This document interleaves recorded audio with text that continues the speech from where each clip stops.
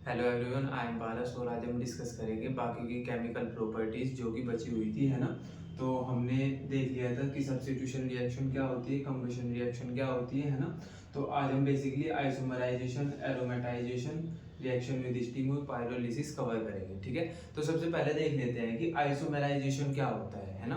तो आइसोमराइजेशन आया है आइसोमर्स से। अब आइसोमर्स क्या होते हैं?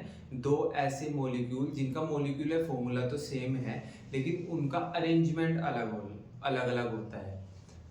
दो ऐसे मॉलिक्यूल्स जिनमें नंबर ऑफ एटम्स तो सेम होते हैं लेकिन उनका अरेंजमेंट अलग अलग होता है, उनको हम आइसोमर्स बोल देते हैं, ठीक है। इसका एग्जांपल देखो, जैसे हमारे पास दो मॉलिक्यूल हैं, एक तो है ए बी सी और एक है बी ए सी। मतलब है तो इसमें भी ए बी सी है, इसमें भी ए बी सी ही है, लेकिन इनका अरेंजमेंट अलग अलग है ना। ये ऐसे जुड़े हैं, ए है फिर बी है फिर सी है, और ये जुड़े हैं बी ए सी, ठीक है। तो दोनों मॉलिक्यूल में एटम्स तो सेम है लेकिन उनका अरेंजमेंट अलग अलग है। तो ऐसे मॉलिक्यूल्स को हम बोल देते हैं आइसोमर्स, ठीक है।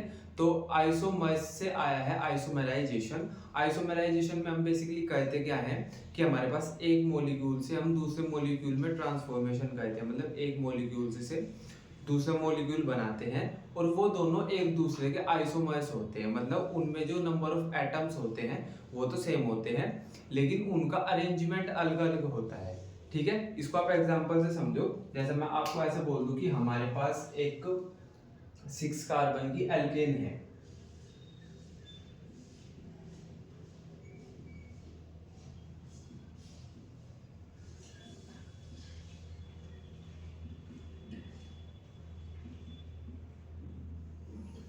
हमारे पास एक 6 कार्बन की एल्केन है। आप बोलोगे कि भैया एल्केन ही क्यों ली? यार एल्केन तो इसलिए ली ना क्योंकि हम एल्केन की केमिकल प्रॉपर्टीज पढ़ रहे हैं ना। तो हमारे पास एक 6 कार्बन की एल्केन है, हमने इसका कराया आइसोमराइजेशन, ठीक है। तो आइसोमराइजेशन जब भी हम क्या कराते हैं तो हम क्या कहते हैं, हम प्रेजेंस रखते हैं,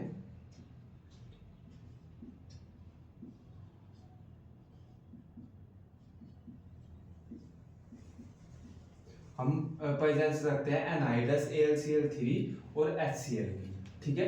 तो जब भी हम इसकी प्रेजेंस में इसका आइसोमराइजेशन कराते हैं तो हमको ब्रांच्ड एल्केन मिलती है जो कि ऐसी होती है।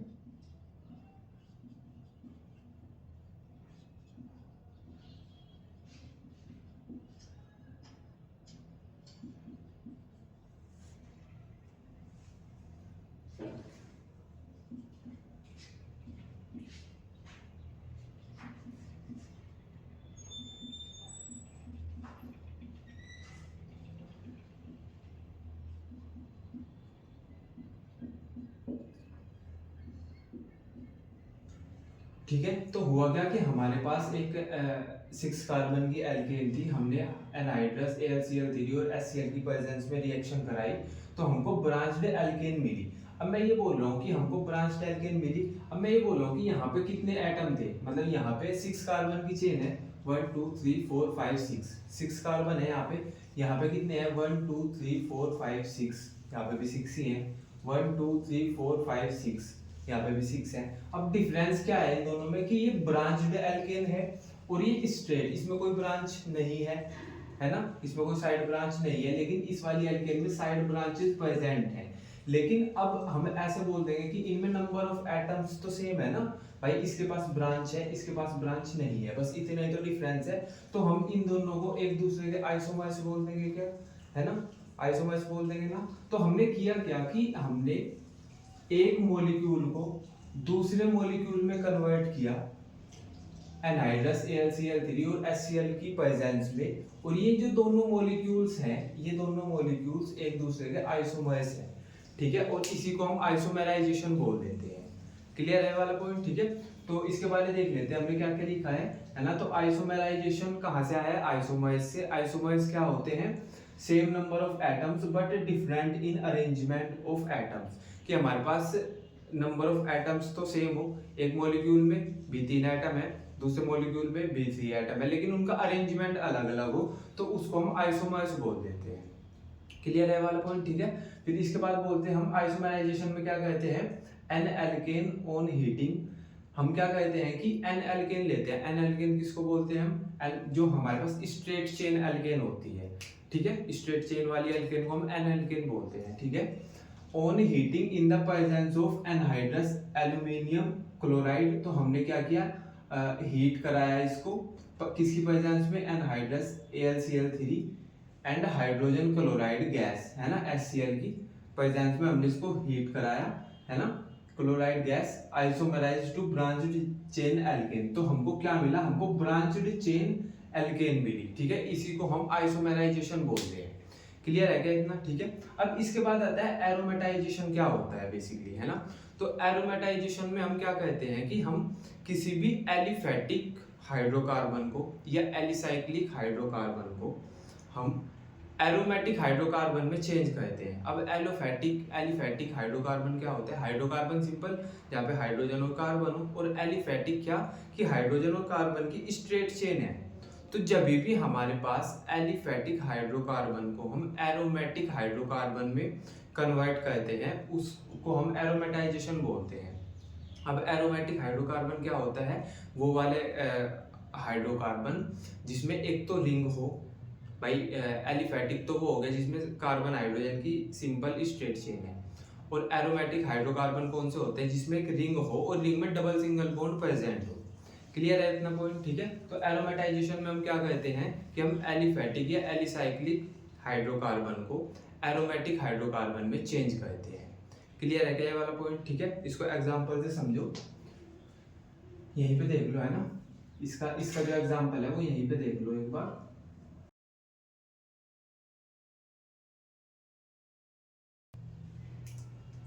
तो इसका एग्जांपल देखो, एरोमेटाइजेशन हम कैसे कराते हैं।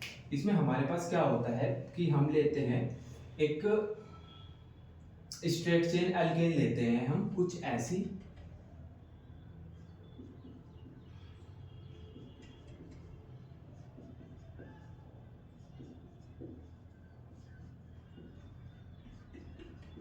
हमने क्या किया, हमने 6 कार्बन की एक सिंपल एल्केन ले ली, ठीक है।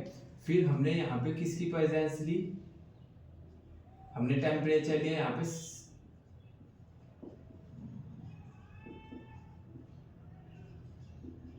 हमने 773 केल्विन टेम्परेचर लिया और 10 to 20 के बीच हमने प्रेशर लिया, ठीक है। और यहाँ पे हमने प्रेजेंस रखी किसी कैटलिस्ट की। अब कैटलिस्ट कौन कौन से हो सकते हैं हमारे पास, या तो होगा हमारे पास क्रोमियम का ऑक्साइड,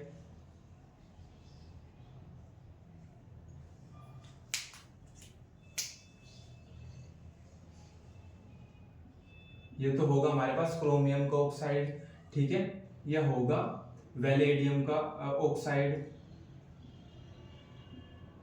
यह होगा मोलिब्डेनम का ऑक्साइड, ठीक है। इन तीनों में से हमारे पास कोई एक प्रेजेंट होना चाहिए। तो होगा क्या कि जो स्ट्रेट चेन है बेसिकली ये हमारे पास एक एलिफेटिक हाइड्रोकार्बन है, एलिफेटिक हाइड्रोकार्बन जिसमें कार्बन हाइड्रोजन की स्ट्रेट चेन होती है। तो ये स्ट्रेट चेन है, तो इससे एरोमेटाइजेशन करना है, मतलब हमको स्ट्रेट चेन को एरोमेटिक कंपाउंड में चेंज करना है। तो उसके लिए हमने ये इन तीनों में से एक एटलीस्ट प्रेजेंट होना चाहिए, है ना, इतना टेम्परेचर होना चाहिए, इतना प्रेशर होना चाहिए। तो जब हमको ये कंडीशन मिलेगी तो ये जो हमारे पास 6 कार्बन की स्ट्रेट चेन है वो 6 कार्बन का एरोमेटिक कंपाउंड बन जाएगा कुछ ऐसे, और इसका नाम आपको पता ही होगा, है ना, इसको हम बेंजीन बोलते हैं। क्लियर है क्या, है ना, ठीक है। तो ये तो ऐसे इस अगर ऐसा बना तो भी बेंजीन ही है ना, और अगर कुछ इस तरीके का बना तो भी बेंजीन ही। अब डिफरेंस क्या है दोनों में, भाई यहाँ पे हमने बॉन्ड इस वाले कार्बन और इस वाले कार्बन के बीच डबल बॉन्ड है, यहाँ पे इस वाले के बीच सिंगल है, इस वाले के बीच डबल है ना, तो दोनों सेम ही चीज है, ठीक है। तो बेसिकली हमने किया क्या, यहाँ पे हमने एक एलिफेटिक हाइड्रोकार्बन लिया कैटलिस्ट, और इसकी जो इसको रिक्वायरमेंट है जो कि वो दी इसको। तो हुआ क्या कि एलिफेटिक हाइड्रोकार्बन एरोमेटिक हाइड्रोकार्बन में चेंज हो गया। क्लियर है क्या ये वाला पॉइंट, ठीक है। इसका नेम आपको पता ही है, बेंजीन है, और ये एल्केन है 6 कार्बन की। 6 कार्बन की एल्केन को हम क्या बोलते हैं, क्योंकि 6 कार्बन है तो हेक्स, और एल्केन के लिए हम यूज करते हैं एन, तो ये बन जाएगा हेक्सेन, ठीक है। एक और एग्जांपल देखेंगे आप, है ना, एक और एग्जांपल देख लेते हैं। इस बार हम ले लेते हैं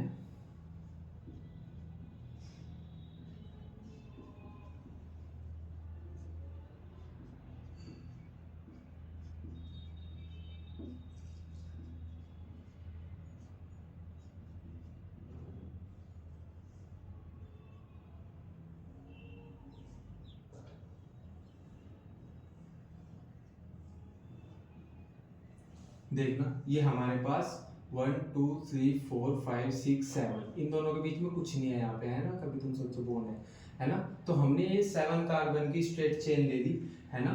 फिर हमने क्या किया, हमने इसको सेम कंडीशन प्रोवाइड कराई, है ना, सेम ही दिए इसको, इन तीनों में से एक कैटलिस्ट और ये इतना टेम्परेचर और इतना प्रेशर।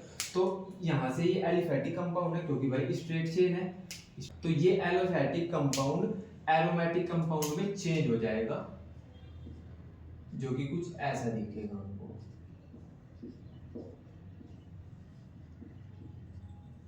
समझ आ रहा है क्या आपको ये क्या है ना, ये टोल्यूइन बन गया। मतलब हम जब भी हम बेंजीन के ऊपर CH3 लगा देते हैं तो उसको हम टोल्यूइन बोलते हैं।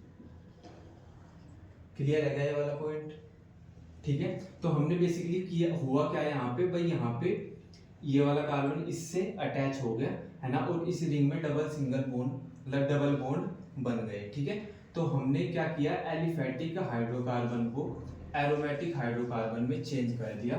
ठीक है, इसी को हम एरोमेटाइजेशन बोलते हैं। क्लियर है क्या ये वाला पॉइंट, है ना। अब देख लेते हैं इसके बारे में, हमने लिखा गया है प्रोसेस ऑफ कन्वर्टिंग एलिफैटिक और एलिसाइक्लिक हाइड्रोकार्बन। एलिफैटिक हाइड्रोकार्बन, इसमें कार्बन और हाइड्रोजन की स्ट्रेट चेन होगी, है ना। और एलिसाइक्लिक कौन से होते हैं, जिनमें एक साइकिल होती है ना, कुछ इस तरीके की, लेकिन उसमें डबल बॉन्ड नहीं होते, है ना, उसको बोल देते हैं हम एलिसाइक्लिक हाइड्रोकार्बन। ठीक है, तो हम बोलते हैं कि प्रोसेस होती है कन्वर्ट करने की, एलिफैटिक हो हमारे पास हाइड्रोकार्बन या एलिसाइक्लिक हो, उनको हम कन्वर्ट कर देते हैं एरोमेटिक हाइड्रोकार्बन, मतलब एरोमेटिक हाइड्रोकार्बन में उनको कन्वर्ट कर देते हैं in presence of suitable catalyst. तो इसके लिए हम सुटेबल कैटलिस्ट लेते हैं कुछ at high pressure. High pressure लिए हमने 773 केल्विन, है ना, सॉरी हाई प्रेशर लिए हमने 10 से 20 एटीएम, और हाई टेम्परेचर लिया हमने 773 केल्विन, है ना। अब कैटलिस्ट कौन कौन से यूज करते हैं हम, ये तो हम ऑक्साइड यूज करेंगे, हम वैनेडियम का V2O5, या मोलिब्डेनम का करेंगे ऑक्साइड यूज MO2O3, है ना, या हम क्रोमियम का ऑक्साइड यूज करेंगे Cr2O3, है ना। तो बेसिकली ये हो गया हमारे पास एरोमेटाइजेशन। क्लियर है। इसके बाद आता है हमारे पास रिएक्शन विद स्टीम, कि जब हम एल्केन की रिएक्शन स्टीम से कराते हैं, वाटर से कराते हैं, तो क्या मिलता है हमको, है ना। तो इसमें हम क्या कहते हैं, हमने एल्केन ली, जो कि हमारे पास 1 कार्बन की एल्केन ली हुई है हमने, जिसको मीथेन बोलते हैं, है ना। उसमें वाटर मिक्स किया क्योंकि हमने रिएक्शन ही वाटर से करानी है ना। निकिल हमारे पास कैटलिस्ट होता है, उसकी प्रेजेंस ली और हमने उसको हीट कराया, गर्म कराया, तो हमको क्या देखने को मिला, हमको कार्बन मोनोऑक्साइड मिली और हाइड्रोजन गैस मिली। ठीक है, तो ये हमारे पास एल्केन की रिएक्शन हो गई, जो कि स्टीम से है। ठीक है, अब देख लेते हैं इसके बारे में हमने क्या लिखा है, methane react with steam eight इतने केल्विन टेम्परेचर होना चाहिए हमारे पास, है ना। तो ये वाली जो रिएक्शन हुई है वो इतने टेम्परेचर पे हुई है, मीथेन जब स्टीम से रिएक्ट करती है तो हमको इतना टेम्परेचर चाहिए होता है। ठीक है, हमने यहाँ पे सिंपल लिखा हुआ है गर्म किया, लेकिन अगर मैं एग्जैक्ट बताऊं तो हमारे पास इतना टेम्परेचर चाहिए होता है हमको। ठीक है, in the presence of nickel catalyst, nickel catalyst लिया यहाँ पे, है ना, to form carbon monoxide and dihydrogen. तो हमने क्या क्या फॉर्म किया, कार्बन मोनोऑक्साइड बन गई हमारे पास और हाइड्रोजन गैस बन गई। ठीक है, this method is used for industrial preparation of di hydrogen gas. तो इंडस्ट्री में जो हम हाइड्रोजन गैस बनाते हैं वो इस ही मेथड से बनाते हैं। ठीक है ना, तो ये हो गया हमारे पास रिएक्शन विद स्टीम। क्लियर है। तो अभी हमारे पास लास्ट वाली रिएक्शन बचती है पायरोलिसिस। तो पायरोलिसिस में क्या कहते हैं हम, कि हायर एल्केन होती है हमारे पास, हम उनको डिकम्पोज करा देते हैं हीट देके, और वो जो हायर एल्केन होती है वो ब्रेक डाउन हो जाती है एल्केन्स और एल्कीन्स में। सिंपल मैं ये बोल रहा हूँ कि हमारे पास जो हायर एल्केन होती है ना, 6 कार्बन की एल्केन, 10 कार्बन की एल्केन, 12 कार्बन की एल्केन, 14 कार्बन की एल्केन, जो हमारे पास हायर एल्केन्स होते हैं, जिनमें हायर नंबर ऑफ कार्बन होते हैं, है ना, हम उनको हीट देते हैं और वो डिकम्पोज कर जाती है, टूट जाती है एल्केन्स और एल्कीन्स में, या एल्कीन्स एल्कीन्स एल्केन्स पे। मतलब मैं सिंपल ऐसा बोलना चाह रहा हूँ, जैसा हमारे पास 12 कार्बन की एक एल्केन है, हमने उसको हीट दी तो वो डिकम्पोज हो जाएगी। 12 कार्बन की हो सकता है, वो 12 कार्बन की एल्केन थी, अब वो टूट जाएगी 6 कार्बन की एल्केन और 6 कार्बन की एल्कीन में, है ना। या वो ऐसा कर सकती है कि 4 कार्बन की एक एल्कीन बना ले,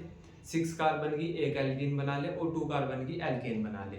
तो सिंपल हम क्या कराते हैं पायरोलिसिस में, जो हमारे पास हायर एल्केन होती है उनको हीट कराते हैं, जिससे वो डिकम्पोज हो जाती हैं एल्केन और एल्कीन्स में, ठीक है। अब हम पायरोलिसिस को हम क्रैकिंग भी बोलते हैं। क्लियर है इतना, है ना। तो अभी देख लेते हैं, हम बोलते हैं कि पायरोलिसिस पढ़ना है हमको, हम क्या कहते हैं इसमें, higher alkanes on heating to higher temperature, कि हम जब हायर एल्केन्स को हीट कराते हैं हाई टेम्परेचर पे, डिकम्पोज इनटू लोअर एल्केन्स और एल्कीन्स, तो वो डिकम्पोज हो जाती हैं लोअर एल्केन्स में और लोअर एल्कीन्स में, है ना। इसी को हम क्रैकिंग भी बोलते हैं। एग्जांपल देखो, जैसे हमारे पास यहाँ पे 6 कार्बन की एल्केन है। अब एल्केन का पता कैसे लगाते हैं हम, कि जिसमें जो हाइड्रोजन है वो कार्बन से डबल के भी +2 हो। मतलब मैंने कार्बन के जितने भी नंबर हैं उनको डबल किया और +2 ऐड किया, तो जो आया अगर उतने हाइड्रोजन है तो हम उसको बोल देंगे कि वो एल्केन है। जैसे यहाँ पे 6 कार्बन है, मैंने इसको डबल किया 12, इसमें 2 और ऐड किया 14, तो यहाँ पर 14 अगर हाइड्रोजन है तो मैं बोल दूंगा कि ये एल्केन है, ठीक है। तो यहाँ पे 14 हाइड्रोजन है, 6 कार्बन है, तो मैंने बोल दिया कि ये एल्केन है। क्लियर है इतना पॉइंट, ठीक है। अब हमने क्या किया कि हमने इसको हीट कराया हायर टेम्परेचर पे, तो होगा क्या कि ऐसा हो सकता है कि 6 कार्बन की जो एल्केन है वो 6 कार्बन की एल्कीन बन जाए। अब एल्कीन को कैसे आइडेंटिफाई करेंगे हम, तो एल्कीन में जो कार्बन होते हैं वो हाइड्रोजन के आधे होते हैं, या मैं ऐसा बोल दूं कि एल्कीन में जो हाइड्रोजन होते हैं वो कार्बन से डबल होते हैं। अगर कार्बन 6 है तो हाइड्रोजन हमारे पास 12 होंगे। क्लियर है इतना पॉइंट, ठीक है। तो इसको हम एल्कीन बोल देंगे। तो अभी याद रखना आप कि अगर हाइड्रोजन कार्बन से डबल है तो हम उसको एल्कीन बोल देंगे, ठीक है। तो यहाँ पे हमने क्या किया, एल्केन लिया, उसको हीट कराया, तो हमको देखने को मिला एल्कीन प्लस हाइड्रोजन गैस। अब ये भी हो सकता है कि हमने इसको हीट कराया और हमको C4H8 और C2H6 मिले। अब C4H8 क्या है, मैंने कहा था कि जब हाइड्रोजन कार्बन से डबल हो, तो वो एल्कीन होती है। अब यहाँ भी हाइड्रोजन कार्बन से डबल है, भाई कार्बन 4 है हाइड्रोजन 8 है, तो ये एल्कीन है। अब मेरे को ये बताओ, एल्कीन है क्या है ये। अब आप बोलोगे कि भैया कार्बन इसमें 2 है, हमने कार्बन को डबल किया तो 4 हो गए, 4 में अगर हम 2 ऐड करें तो 6 हो गए। तो आप बोलोगे कि भैया ये एल्केन है, क्योंकि इसमें हाइड्रोजन कार्बन को अगर हम डबल करें और उसमें 2 ऐड करें तो हमको हाइड्रोजन का नंबर मिलेगा, है ना। तो भैया ये एल्केन है हमारे पास और ये एल्कीन है। तो ऐसा हो सकता है कि 6 कार्बन की एल्केन को हम हीट करें और वो 6 कार्बन की एल्केन दे हमको और H2 दे, या ऐसा भी हो सकता है कि वो 4 कार्बन की एल्कीन दे हमको और 2 कार्बन की एल्केन दे। और थर्ड केस में क्या होगा कि हमने इसको हीट किया और इसने यहाँ पे, भाई यहाँ पे कार्बन 3 है हाइड्रोजन 6 है, तो हाइड्रोजन कार्बन से डबल है, तो ये भी एल्कीन हुई। ये बता दो, इसमें भी ये 2 है, ये इससे डबल है 4 है, तो ये भी एल्कीन हुई, है ना। यहाँ पे क्या है, यहाँ पे ये एल्केन है, क्यों, क्योंकि कार्बन 1 है, 1 का डबल करेंगे 2 हो जाएगा, +2 करेंगे तो 4 हो जाएगा।